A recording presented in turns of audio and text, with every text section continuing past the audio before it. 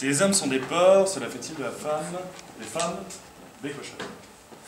Un porc, un porc, un porc, quelle méchanceté, mais surtout, avant tout, quel blasphème. Et oui, en tant que juif déguisé dans cet accoutrement de bon breton, je me dois de souligner le dégoût que je ressens à l'égard de cette comparaison. L'homme est un porc qui mange du bœuf et qui boit le lait de la cochonne. Qu'est-ce qu'il y a de plus goy que ça? Et oui, je mise ma plaidoirie sur la population juive en partie. Après quelques secondes de réflexion sur le sujet, et au détour de pages internet comme Cochonne en action, Milf, Big Titties Fucking, je me suis rapidement informé. L'homme est un porc, peut-être. On connaît l'éternel poncif du buveur de bière affalé sur son canapé devant un Marseille-Lens bien ennuyant, qui chante de sa voix suave à sa dulcinée. Mais combien de fois est-ce que je dois te dire que je veux de l'accro et pas de la putain de Stella, bordel de merde, je suis pas un clochard. Pourtant, déjà, sur ce point, je me dois d'apporter une légère nuance.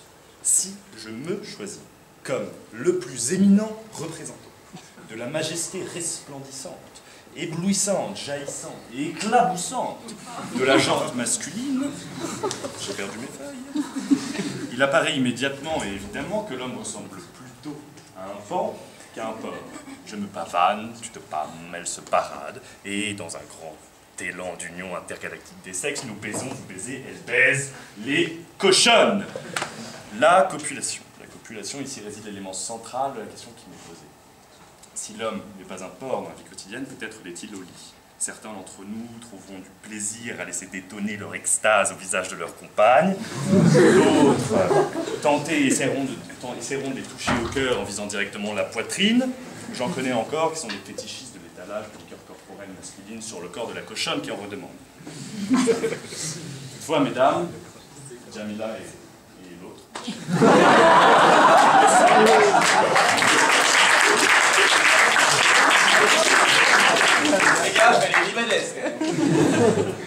ne soyez pas choqués par telle outrecuidance de notre part. Il existe encore d'irréductibles gentlemen, dont je suis bien entendu.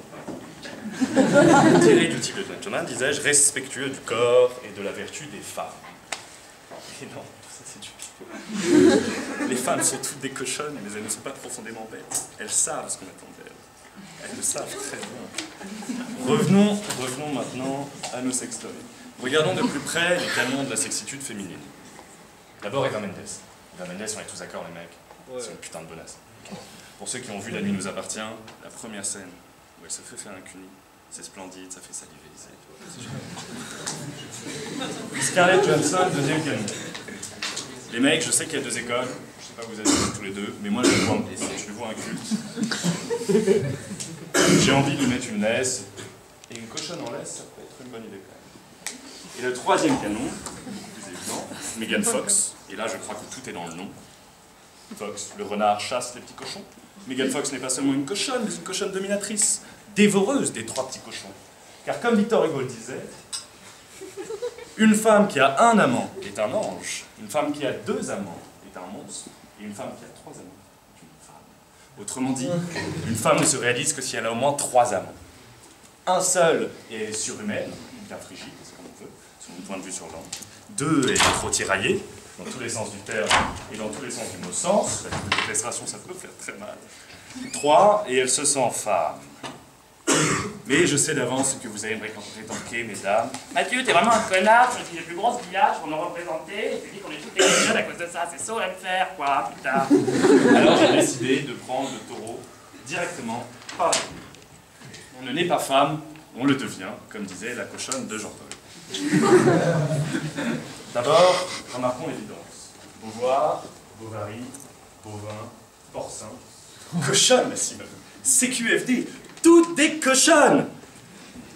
Traiter deux fois de cochonne en deux phrases, la féministe la plus active des histoires de la littérature française, je trouve ça absolument scandaleux. Et oui, madame, les mâles sont des porcs, et a fortiori, les femelles, des cochonnes. Une femme, avant de devenir femme, subit une éducation stéréotypée. La sucette, la pleurnichette et la dinette. Autrement dit, phase orale, phase clitoridienne et phase anale. Son éducation fait d'elle un être avide de sexe. Et elle apprend bien vite à l'utiliser pour parvenir à ses fins. Empêcher l'homme de faire la gueule, lui demander un service, du fric. Ou l'humilier en le laissant accrocher au lit, oui, Maud, c'est très bien.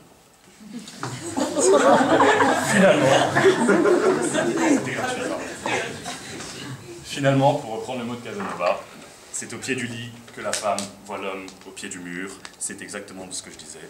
Tout est cochonne et manipulatrice.